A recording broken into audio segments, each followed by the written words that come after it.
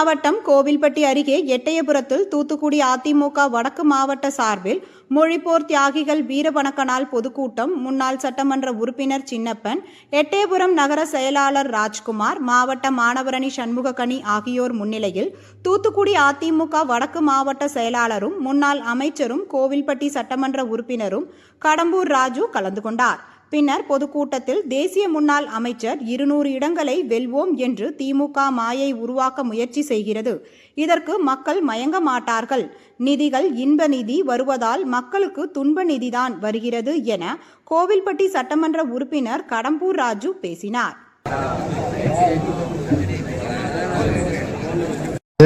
எம்ஜிஆராக 14 ஆண்டு காலம் தமிழகத்தில் நல்லாட்சி நடத்தி மக்களால் நான், மக்களுக்காகவே நான் என்று மக்களுக்காகவே வாழ்ந்து மகிழ்ந்த மகத்தான மக்கள் தலைவி நடத்தி இன்ப நிதி. இந்த நிதியெல்லாம் வந்து மக்களுக்கு துன்ப நிதி தான் சேரும். அப்படிப்பட்ட இன்ப நிதி எல்லாம் வந்து மேடல் உட்கார்ந்து கூட ஒரு மாவட்ட ஆட்சித்தலைவர் எந்திச்சாருன்னா அந்த அம்மா எந்திக்க வச்சாருன்னா இதுதான் இந்த பண்பாடு. இந்த திமுக எதிர்பார்க்க முடியும். இது ஒன்றும் பெரிய ஆச்சரியமான விஷயம் இல்லை. இவங்களை போல தேர்தல் வாக்குறுதி சொல்லிட்டு ஏமாத்தலையா? இவங்க தேர்தல் வாக்குறுதி என்ன சொன்னாங்க? இன்றைக்கு ஸ்டாலின் சொல்லியிருக்காரு 520 வாக்குறுதியில் 380 வாக்குறுதி நிறைவேற்றணும். நான் இனி 140 தான் பாக்கி. என்ன தேர்தலுக்கு 26க்கு முன்னால சொல்லிட்டு நாமம் போட்டாச்சு. தேர்தலில் அவங்களை நம்பி ஓட்டு போட்டவங்களுக்கும் 111 3 நாமம் எல்லாம் நாமம் போட்டு முடிச்சாச்சு. ஆனா 26 தேர்தலை சந்திக்க வேண்டும். இன்னும் ஒரு வருஷம் தான். ஒரு வருஷம் இன்னைக்கு 25 படத்தாச்சு. இந்த பாருங்க ஜனவரி 15 25 ஜனவரி முடிச்சு. இப்படி போற நேரத்தில் போயிடும். ஆக 25 முடிந்தவுடன் தேர்தலை சந்திக்கின்ற நேரத்தில் மக்களை சந்திக்க வேண்டும். அப்பதான் தெரியுது இருக்கு தாங்க மகனை பார்ப்போம். எப்படி திமுக தலைவர் என்னைக்கு ஆட்சிக்கு வந்தாலும் திமுகவுக்கு ஒரு ராசி உண்டு. ஒரு முறை ஆட்சிக்கு வந்தாலும் மறுமுறை ஆட்சியை தொடர்ந்த வரலாறு திமுகவுக்கு இல்லை. ஏன்னா அவங்க சொன்னது செய்ய மாட்டாங்க. ஏமாத்தி ஆட்சிக்கு வந்துடுவாங்க. எப்படியாவது ஏமாத்தி ஆட்சிக்கு வந்துடுவாங்க. 2006 என்ன நடந்துச்சு? கருணாநிதி தேர்தல் வாக்குறுதியில் வந்தா அத்தனை பேருக்கும் நிலம் இல்லாத கூட 2 ஏக்கர் நிலம் தருவாங்க. எவ்வளவு? 2 ஏக்கர் நிலம் நீங்க எத்தனை பேர் வாங்கினீங்க? 5 வருஷம் ஆட்சியில் இருந்தாங்களா திமுக 11 வரைக்கும்? எந்த ஊர்லயும் அதை யாராவது 2 ஏக்கர் நிலம் வாங்கினாங்களா? கொடுத்தாங்களா? கொடுக்க அது பிறகு மக்கள் பார்த்தாங்க. மக்கள் நேரம் பார்ப்பாங்கல்ல. ஏயா நீ 2 ஏக்கர் நிலம் தாரன்னு சொல்லி ஏமாத்தி ஆட்சிக்கு வந்த தேர்தல் வரணும்லான்னு சொன்னாங்க. 2012 தேர்தல் வந்துச்சு. நான் அன்னைக்கு தேர்தல் நின்று முதல்ல சட்டமன்ற உறுப்பினர். அன்னைக்கு நான் எதிர்கட்சியாக தான். இன்னைக்கு எதிர்கட்சி போல அன்னைக்கு எதிர்கட்சி உறுப்பினர் தான் நின்னோம். அம்மா அவர்கள் எதிர்கட்சி தலைவராக தேர்தலை சந்திச்சாங்க. என்ன சரித்திரம் திருப்பியது? இந்த 2006 மைனாரிட்டி ஆட்சியாக இருந்தாலும் சின்ன பொண்ணு மோகன் எம்எல்ஏ இருந்தாங்க திமுக ஆட்சி இருக்கும்போது. பிறகு 11 தேர்தலை சந்திக்கும் போது அவங்க ஆளுங்கட்சியாக தான் தேர்தலை சந்திச்சாங்க. இப்போ சொன்னாங்கல்ல நாங்கள் 200 இடம் வருவோம். ஏன்னா அவங்களுக்கு தெரிஞ்சு வச்சு இப்ப இருந்தே அப்படி ஒரு மாயை உருவாக்கணும்னு சொல்லி மாயையில மக்கள் மயங்க மாட்டார்கள். தமிழ்நாட்டு மக்கள் மயக்கம் தெரிந்து விட்டார்கள். இந்த திமுக ஆட்சியை பற்றி தெரிந்து விட்டார்கள். இந்த ஆட்சி போனாதான் நமக்கு விடிவு காலம். இது விடியல் ஆட்சி அல்ல, விடிய ஆட்சி. இந்த ஆட்சிக்கு பேர் என்ன வச்சிருக்காங்க? விடிய ஆட்சி. இந்த விடிய ஆட்சி ஒழிஞ்சாதான் நமக்கு விடியல் கிடைக்கும் என்ற நிலையில இன்றைக்கு மக்கள் இருக்காங்க. நிச்சயமாக 2011 ஏற்பட்ட அரசியல் திருப்பு முனை 2026 தமிழகத்தில் நிச்சயமா 200 இடங்களை தாண்டி அனைத்து இந்திய அண்ணா திராவிட முன்னேற்ற கழகம் தான் வெல்லும். நிச்சயமாக புரட்சி தமிழர் எடப்பாடியார் தான் முதலமைச்சராக வருவார் என்ற நிலையில தான் இன்னைக்கு மக்கள் இருக்காங்க. ஏன் இருக்காங்க? நீங்க சொன்னது என்ன செஞ்சீங்க? அன்னைக்கு திமுக எதிர்கட்சியா கூட வரல. இப்பமா தான் போகுது. நான் இன்னைக்கு மேடையில் சொல்றேன். நிச்சயமா அதான் நடக்கும். அன்னைக்கு யாரு எதிர்கட்சி? நம்மளோட கூட்டணி வச்ச தேமுதிக தலைவர் விஜயகாந்த் தான் எதிர்கட்சி தலைவர் வந்தார். திமுக 3வது இடத்துக்கு போய் எதிர்கட்சி அந்தஸ்து கூட இழந்துச்சு. அவங்க ஆட்சி பிடிச்ச லட்சணம். அன்னைக்கே அப்படி ஆட்சியில அந்த ரிசல்ட் வந்துச்சுன்னா இந்த ஆட்சியில இன்னைக்கு சட்ட ஒழுங்கு கெட்டு போச்சு. சட்ட ஒழுங்கு கெட்டு குட்டிச்சு வர போச்சு. பாலியல் வன்கொடுமை, போதைப் பொருள் நடமாட்டம். இன்னைக்கு இளைஞர்களை எதிர்காலமே தமிழ்நாட்டில் கேள்விக்குறியா இருக்கு. இன்னைக்கு ஏகப்பட்ட இளைஞர்கள், மாணவ செல்வங்கள் இளைஞர்கள் இன்னைக்கு வந்து இந்த கூட்டத்துக்கு வந்து நம்மகிட்ட சேர்ந்தாங்களே. ஏன் சேர்ந்தாங்க? இனிமேல் அண்ணா திராவிட முன்னேற்ற கழகத்தை நம்பினால்தான் நாம் நன்றாக வாழ முடியும் என்ற நிலை இன்னைக்கு அனைத்து தரப்பு மக்கள் வந்துச்சு. இளைஞர்களிலிருந்து, மாணவர்களிலிருந்து, முதியோர்களிலிருந்து, விவசாயிகளிலிருந்து, தொழிலாளர்களிலிருந்து, அரசு ஊழியர்களிலிருந்து, மருத்துவர்களாக இருந்தாலும் ஆசிரியர்களாக இருந்தாலும் சரி, அனைத்து தரப்பு மக்களும் இன்றைக்கு ஏமாற்றப்பட்டு விட்டார்கள் இந்த ஆட்சியில். நீட் தேர்வு ஒழிப்புன்னு சொல்லி மாணவர்களை ஏமாற்றியாச்சு. கல்வி கடனை தள்ளுபடி செய்வோம்னு சொல்லி ஏமாற்றி தேர்வாக சொல்லி மாணவர்களுடைய பெற்றோரை ஏமாற்றி ஓட்டு வாங்கியாச்சு. 5 பவுன் வைக்கு நகைக்கடன் வச்சுதான் வைக்காதவங்க கூட வச்சிருங்க, நாங்க ஆட்சிக்கு வந்தாலும் முதல் கையெழுத்துல வச்சிருவோம்னு சொன்ன உடனே கிட்டத்தட்ட 50 லட்சம் பேர் தமிழகத்தில் உள்ள தாய்மார்கள் காதல் போட்ட கம்மல், மூக்குத்தி, தாலி செயின் வரைக்கும் கொண்டு வச்சு நம்ம ஆளு கொஞ்சம் ஆசைப்படுவோம்ல, ஓசி கிடைச்சா என்ன பரவாயில்ல, நமக்கு நகை மிச்சம் பணம் மிச்சம் சொல்லி வச்சுட்டு ஏமாந்ததான் மிச்சம். இன்னைக்கு அந்த தாய்மார்களை ஏமாத்தி ஓட்டு வாங்கிட்டார். தாலிக்கு தங்க திட்டம் புரட்சி தலைவி அம்மா அவர்கள் தான் ஒரு பெற்ற தாயாக இருந்து ஒரு குடும்பத்துல பெண்ணுக்கு கல்யாணம் வச்சுட்டா பெற்றோர்கள் என்ன படிச்சுவாங்க, அந்த காலத்துல பழமொழி சொல்லியிருக்காங்களா, வீட்டை கட்டிப்பார் கல்யாணம் பண்ணிப்பார் சொல்லுவாங்கல்ல, சொல்லியிருக்கோமா இல்லையா, கேள்விப்பட்டிருக்க மாட்டேன், அப்படி பரிதவிப்பாங்க. அப்படி ஒரு பரிதவிப்பு உறந்த தாயாக இருந்து ஒரு பெற்ற குடும்பத்துக்கு அத்தனை குழந்தைகளுக்கும் தாயாக இருந்து அம்மா என்று அழைக்கப்பட்ட ஒரே தலைவி புரட்சி தலைவி அம்மா தான். அந்த அம்மா என்ன சொன்னாங்க, அம்மா தன்னுடைய குழந்தைகளாக நினைத்து தமிழகத்தில் உள்ள தாய்மார்கள், நான் முதலமைச்சரான தமிழகத்திலே தாலிக்கு தங்கம் இல்லாமல் வெறும் மஞ்சை கயிற்று கட்டி திருமணம் நடக்கின்ற இனிமேல் கொடுமை தமிழகத்தில் இருக்கக்கூடாது என்று சொல்லி தாலிக்கு தங்கத்தை கொடுத்து 25,000 கொடுத்து 50,000 பட்டதாரி பெண்கள் சொன்னால் 50,000 ரூபாய் ரொக்க பணத்தை கொடுத்து திருமணத்தை நடத்தி வைத்த ஒப்பற்ற தலைவி தங்க தலைவி புரட்சி தலைவி. அந்த அரப்போன் தாலிக்கு தங்கத்தை அண்ணன் எடப்பாடியார் வந்து முதலமைச்சரான பிறகு ஒரு பவுன்ல தாலிக்கு தங்கம் கொடுத்தார். இன்னைக்கு பவுன் வேலை என்ன, 65,000 ரூபாய். 60,000 தாண்டிச்சுல, தாண்டிச்சு இல்லையாமா? 70 போயிடுச்சான். இந்த வாத்தியார் சொல்றாரு, நம்ம கிளச்சார் தெளிவாயிட்டார், படிச்சார்.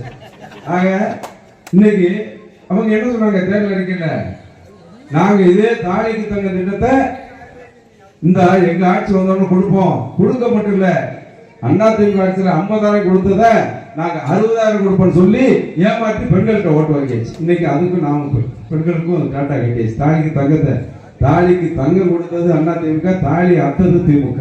இன்னைக்கு திமுக ஆட்சி வந்து தாலியை அத்துட்டாங்க. இன்னைக்கு மஞ்சள் கட்டி கட்டி தான் திருமணம் நடக்கின்ற நிலைமை தமிழகத்தில். வடகை கோட்டு கிழக்கு உள்ளவங்க எத்தனை குடும்பம் இருக்காங்க, அவங்க தாலி தங்கம் எங்க வாங்க முடியும்? அதில் மஞ்சள் கயத்துல மஞ்சள் கொம்ப வச்சு இன்னைக்கு தாலி திருமணம் நடக்கும். பழைய நிலைமை கொண்டு போயிட்டாங்க. ஆக அந்த தாய்மார்கள் ஏமாற்றப்பட்டார்கள். இது 1000 ரூபாய் கொடுத்தாங்க. எப்போ கொடுத்தாங்க? 3 வருஷம் கழிச்சு. அவங்க என்ன சொன்னது, தேர்தல் முடித்தவுடன் தேர்தல் அறிக்கையில் முதல் கையெழுத்தாக அனைத்து குடும்பத்தில் இருக்கும். இதெல்லாம் நல்லா கவனிக்கணும். அனைத்து குடும்ப தலைவருக்குன்னா தமிழகத்தில் உள்ள 2.25 கோடி குடும்ப அட்டைதாரர்களுக்கும் 1000 ரூபாய் கொடுப்போம்னு தேர்தல் அறிக்கை. அதுக்கு பிறகு 3 வருஷம் சட்டசபையிலையும் இந்த மாதிரி பொதுக்கூட்டத்திலையும் மக்கள் மன்றத்திலையும் எதிர்கட்சி தலைவர் எடப்பாடியார் தலைமையில நாங்கள் குரல் கொடுத்ததன் விளைவாகத்தான் 3 வருஷம் கழிச்சு இந்த 1000 ரூபாய் கொடுத்தாங்க. 1 கோடி பேர் கொடுத்தது, 1.5 கோடி பேர், மீது 2 கோடி பேருக்கு எங்க போறது? இப்போ தமிழ்நாட்டு மக்கள்ல தகுதி உள்ள தாய்மார்கள், தகுதி இல்லாத தாய்மார்கள் பிரிச்சிருக்கோம். நாங்க வந்திருந்தா 1500 ரூபாய் 30 மாசத்துக்கு முன்னாலே கொடுத்துருப்போம். ஒரு மாசத்துக்கு 1500 ரூபாய், 30 மாசத்துக்கு பாருங்க 45,000 ரூபாய் உங்க அக்கௌண்ட்ல அப்பவே வந்து ஒவ்வொரு குடும்பத்துடைய இன்னைக்கு 4 வருஷம்னா 60,000 ரூபாய், 4 வருஷம்னா 60,000 ரூபாய் உங்கள் குடும்பத்திற்கு ஒவ்வொரு தாய்மாருக்கும் வந்திருக்கு. இவங்க கொடுத்து ஆரம்பிச்ச 1 வருஷம் கூட ஆகல, 1 வருஷம் கூட ஆகல. தேர்தல் நாடாளுமன்ற தேர்தல் வருதுன்றதான் கொடுத்தாங்க. அப்படி தாய்மார்களை ஏமாத்தியாச்சு. அரசு ஊழியர்களை பழைய ஓய்வூதிய திட்டம் கொண்டு வந்தோம்னு சொன்னா அரசு ஊழியர்கள் வானத்துக்கு பூமி குதிச்சு ஸ்டாலின் திமுக ஆட்சி வந்தாதான், உதயசூரியன் வந்தாதான் நமக்கு வெளிச்சம் கிடைக்குன்னு சொல்லி இன்னைக்கு இருட்டில் போய் கிடக்காங்க. இன்னைக்கு அரசு ஊழியர் போராடுறான், ஆசிரியர் போராடுறான், இன்னைக்கு மருத்துவர்கள் போராடுறாங்க, செவிலியர்கள் போடுறாங்க, காவலர்கள் போராடுறாங்க. இன்னைக்கு போராடாத துறையே இல்லை. ஏன்னா போராடித்தான் ஆகணும், போராடணும், இன்னும் படணும் அவங்க. ஏன்னா அவங்க செஞ்ச வேலை தான். அந்த எல்லா அரசு ஒவ்வொரு பூத்துலையும் போய் 20 பூத்து 30 பூத்து மாற்றி போட்டாங்க. ஒரு பூத்துக்கு 20 ஓட்டுனா 300 பூத்து வை 6000 ஓட்டு, 250 பூத்துனால 5000 ஓட்டாச்சு. இந்த 5000 ஓட்டு மாறினா வெற்றி தோல்வி நிர்ணயிக்கின்ற முடிவா போச்சு. அவங்களே சொன்னாங்க, நாங்க தான் தெரியாம தவறு செஞ்சிட்டோம், அந்த தவறுக்கு வருகின்ற தேர்தலில் நாங்கள் பிராயச்சித்தம் தேடுவோம், அனைத்து இந்திய அண்ணா திராவிட முன்னேற்ற கழகம் யாரை வேட்பாளர் இருக்கிறோம் அவங்களுக்கு நாங்கள் ஆதரவாக இருப்போம் என்று சொல்லி இன்னைக்கு பச்சை கொடி கட்டியாச்சு. ஆக அரசு ஊழியர் நம்ம பக்கம். அதை நாங்க அதான கேட்கோம், யார் அந்த சார்ட்டு நீ கண்டுபிடிச்ச இது வரைக்கும் எப்படி கண்டுபிடிப்பேன்? அந்த சார் உங்களுக்குள்ளதான் இருக்கான். ஒண்ணு உங்க குடும்பத்தில் இருப்பான், இல்ல உங்க அமைச்சரவையில் இருப்பான். இல்லைன்னா ஏன் இந்த தயக்கம்? சிபிஐ ஒப்படைக்கணும்னா ஒப்படைக்கல. இந்த ஆட்சியின் லட்சணம் சட்ட ஒழுங்கு பாதுகாப்பு லட்சணம். இது காரணம் போதைப் பொருள். போதைப் பொருள் கடத்துறது யாரு? திமுக காரன். இப்ப அதெல்லாம் விட்டாங்க. இப்ப நம்ம பகுதியில இன்னைக்கு வாங்க கோயில்பட்டியில குடோன்ல ஆயிரக்கணக்கான யூரியா மூட்டைகளை பதுக்கி வச்சு விவசாயிகளுக்கு மானியம் தருகின்ற யூரியா மூட்டைகளை அங்கே கடத்தி குடோன்களை ஒதுக்கி வைத்து கள்ள மார்க்கெட்டில் விற்பனை செய்வதற்காக வைக்கப்பட்ட யூரியாக்களை இன்னைக்கு கண்டுபிடிக்கப்பட்டு அதெல்லாம் பெட்டிஷன் வந்து போலீஸ் மூலமா தகவல் எல்லாம் கொடுத்த உடனே இன்னைக்கு கைது செய்யப்பட்டு அதில் திமுகவில் முக்கிய புள்ளிகள்லாம் தொடர்பு இருக்காங்க. இன்னைக்கு வரை கைது பண்ணாங்க. நாங்கள் அந்த விவரத்தை கூட சேகரிச்சுட்டு இருக்கோம்.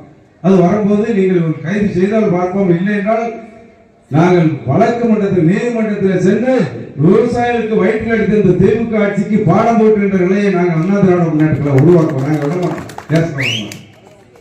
பேர் போன அன்னைக்கு சொன்னாங்க, போன பேட்டி கொடுத்த தீப்பெட்டி தொழிலாளர்களுக்கு நம்ம விவசாயத்துக்கு மாற்றாக நம்ம மாவட்டம் நம்ம பதில தீப்பெட்டி தொழில் தான். அந்த தீப்பெட்டி தொழிலுக்கு நலவாரி அமைக்கணும்னு சொல்லி 2 நாள் கோரிக்கை இருந்துச்சு. அன்னைக்கு எடப்பாடி தான் முதலமைச்சர் சொன்னோம். 2020 அன்னைக்கு நவம்பர் 11ஆம் தேதி 11/11/2020 தான்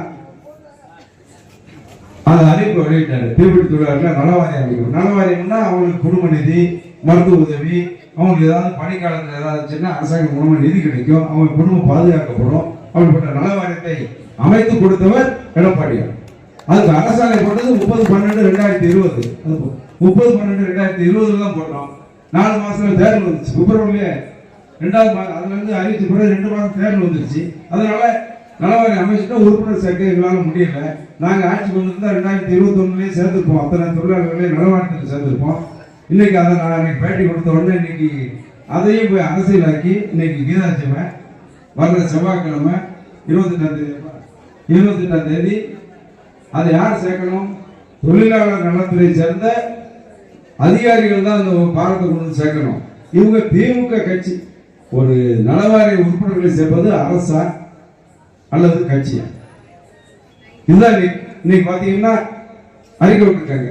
2028ஆம் தேதி கல்யாண மண்டபத்தில் வந்து எல்லாரும் உறுப்பினர் வாரத்தை வாங்கிக்கலாம்னு சொல்லி அந்த நிகழ்ச்சியை நடத்த போறது திமுக. தூத்துக்குடி மாவட்டம் கோவில்பட்டி தொகுதி சட்டமன்ற தொகுதி திமுக போட்டு நோட்டீஸ் அடிச்சிருக்காங்க. நான் மாவட்ட நிர்வாகத்துக்கு, மாவட்ட ஆட்சியருக்கு, இல்லை தொழிலாளர் நலத்துறைக்கு இந்த கூட்டத்தின் வாயிலாக ஒரு கேள்வியை உருவாக்குறேன். அந்த நலவாரிய உறுப்பினர்களை சேர்க்கின்ற பொறுப்பு அது அரசு நிகழ்ச்சியா அல்லது கட்சி நிகழ்ச்சி? இதுக்கு பதில் தெரியும். இது 28ஆம் தேதி இதை மீறி திமுக கையில் எடுத்து இந்த உறுப்பினர் பலன்களை கொடுத்து தொழிலாளர் நலவாரியங்களை கேட்டால் இது அரசியலை தவிர இது அரசு விழா அல்ல என்பதை அன்றைக்கு நிரூபித்து அதுக்கு பதில் சொல்ல வேண்டிய கட்டாயம் மாவட்ட நிர்வாகத்துக்கு வரும், அமைச்சருக்கு வரும் என்பதை இந்த கூட்டத்தின் வேலையாக நான் தெரிவித்துக் கொள்கிறேன். சரிங்க, நாங்களும் சகிச்சுக்கணும். அதுக்கு ஏன் தொழிலாளர் நலத்துறை அதிகாரி இருக்காங்கல்ல, ஒவ்வொரு மாவட்டத்தில் அதிகாரி, அவங்களுக்கு அதான வேலை. அதை விட்டுட்டு திமுக காரங்க நாங்க இது திமுக விழான்னு போட்டு நோட்டீஸ் அடிச்சு கூப்பிட்டா எப்படி மக்களை எப்படிலாம் ஏமாத்துறாங்க பாருங்க. அரசு எந்திரத்தை வச்சுட்டு அதிகார துஷ்பிரயோகம் பண்றாங்க. பிறகு மானுக்கு காட்டுப்பட்டிக்கும் நாங்களாம் இங்கே விளாக்குலாம் புதுவருங்கெல்லாம் வரும்போது சேர்மன் தளபதி எல்லாம் வந்தாங்க. நாங்கள் எப்போ 30-30 போய் கொடுத்தோம் கலெக்டர்கிட்ட. விவசாய பணிகள் ஆரம்பிக்கும் போதே இது வருஷம் இருக்கு, விவசாயிகளை பாதுகாக்கணும், நீங்க இந்த காட்டுப்பண்டி மானும் ரொம்ப விளைச்சல வருஷம் நாசப்படுத்தி சேதப்படுத்தி சின்னவனப்படுத்தி விவசாயிகள் பாதிக்கப்படுறாங்க. இன்னும் சொல்ல போனா காட்டுப்பண்டிகை போய் வரட்டுனா அது உயிருக்கு அச்சுறுத்தல் ஆகுது. எனக்கு புதுமுக மாசாப்பட்டி தானே ஐயர் கடைசி ஒரு விவசாயி பாதிக்கப்பட்டு காலே போச்சு. அன்னைக்கு அருக்கோட்டையில் அப்புறம் மதுரை மருத்துவ சிகிச்சைக்கு போனார். அவர் தனியாக போனால் காட்டுக்கு போக பெண்கள் காட்டுக்குள்ள போய் விவசாய வேலைக்கு போகிறதுக்கே தாய்மார்கள் பயப்படுறாங்க. காட்டு பெண்கள் அட்டகாசம் சாப்பிட்டுருக்குன்னு சொல்லி அதை கொடுத்து இந்த அரசு முடிக்கலை. விவசாய வேலை வந்தாச்சு, வழக்கம் போல காட்டு பணிகளும் மாணவனும் சேதப்படுத்திச்சு. இதை சட்டமன்றத்தில் சொன்னால் இந்த சட்டமன்றத்தில் அமைச்சர் சொல்றாரு, காட்டு பணிகள் காட்டுலேருந்து 1 கிலோமீட்டருக்குள்ள வந்தால் திரும்ப காட்டுக்கு வரலாம், 2 கிலோமீட்டர் தாண்டி வந்தால் பிடிச்சு போய் விட்டுருக்கிறது முயல. காட்டு புண்டி தான் கையில் ஆயுதம் போனா காட்டு புண்டியான மக்கள் அச்சுறுத்தல வருது. 3 கிலோமீட்டர் வந்தா சுடலாம். அப்புறம் நாம உட்காந்துட்டு எடப்பாடி என்ன சுடலாங்காருன்னா என்ன போய் இவனுக்கு போய் கேட்டுட்டு நீ கேட்டு இவனுக்கு என்ன கேட்டாலும் இவனுக்கு என்ன தெரியும் விவசாயத்தை பத்தினாரு. அது மாதிரி நான் தான் யாரை சொல்றதுன்னு நான் சொன்னது சபாநாயகர் கேட்டுச்சு. சபாநாயகர் சொன்னேன், அவன் நல்லவன அவர் விவசாயம் ஏதோ ஒரு காலத்தில் அவன் ஏரியாவில் ஆட்டோட எழுந்துச்சு கொடுத்து அவரு சுட சொல்லிட்டு யார் சொல்றதுன்றாரு. அப்ப அந்த பொன்மொழி வைப்பாங்க. முதலமைச்சர் அவரோட முடிக்க ஏன் முடிக்காருன்னா விவசாயத்தை பத்தி அவங்களுக்கு என்ன தெரியும்? இங்க உள்ள முக ஸ்டாலினுக்கு இன்னைக்கு விவசாயிகளை பத்தி என்ன தெரியும்? விவசாயிகளை பத்தி தெரிந்த முதலமைச்சராக எடப்பாடியாருக்கு விவசாயத்தை பத்தி திரும்பி நான் சொல்லல, நான் சொன்ன சரியா போச்சு. எடப்பாடி என்ன திரும்பி நீங்க கேட்ட உடனே அவன் அந்த அமைச்சர் முடிக்க முதலமைச்சர் முடிக்க பாருங்க. ஆமா பாருங்க, அது எப்படி சொல்றதுன்னு, ஆமா அது யார் சொல்றதுன்னு நான் யோசிச்சு சொல்றேன். யோசிச்சு சொல்ல வீடு வந்து இவங்க இன்னைக்கு யோசிக்க இன்னைக்கு பதில் சொல்லு. இதுதான் அந்த ஆட்சியோட லட்சணம். ஒரு சட்டத்தை கொண்டு வந்தது கூட உங்களுக்கு தெரியல. தெரியலன்னா இவங்களுக்கு விவசாயிகள் ஆடி துடிப்பு தெரிந்த முதலமைச்சராக எடப்பாடியார் இருந்ததுனாலதான் அன்னைக்கு 2,200 ரூபாய் பொங்கல் பரிசு கொடுத்தாரு. குடி மராமத்து என்று சொல்லி அனைத்து ஏரிகளும் குளங்களும் தூர்வாரப்பட்டுச்சு. பெய்த மழை எல்லாம் தேக்கி வைக்கப்பட்டுச்சு. சிறப்பான ஆட்சி தந்த முதலமைச்சர். ஆக வெயிலின் அருமை நிலங்களுக்கு போனது. எனவே வருகின்ற காலம் தேர்தல் காலம் மிக முக்கியமான காலம். வருகின்ற 2026 தேர்தல் நீங்க முடிச்சுக்கிடல, அவ்வளவுதான், நீங்க தொடங்கிங்க.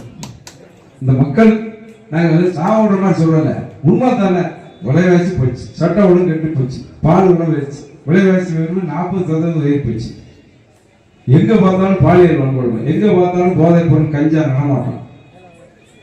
இதை விட தேர்தல் வாக்குறுதியை கொடுத்து உங்களை ஏமாத்தியாச்சு. நம்மளை படத்துக்கு போது நடைமுறை வாழ்க்கையில என்ன சொல்லுவோம்? ஒருத்தர் நம்மளை ஏமாத்திட்டா என்ன சொல்லுவோம்? என்ன சொல்லுவோம்? இந்த ஏமாத்திட்டான்ல வாக்கு பார்ப்போம் அவனு சொல்லுவோமா இல்லையா? ஒரு தடவை ஏமாற்றலாம், தொடர்ந்து ஏமாற்றலாமா? அதுதான் புரட்சி தலைவர் எம்ஜிஆர் ஒரு படத்துல ஏமாறாதேன்னு பாடினார். அது நமக்கு தான் பொழுது. இன்னைக்கு நம்ம நாட்டு மக்கள் இனிமேல் ஏமாற தயாராக இல்லை.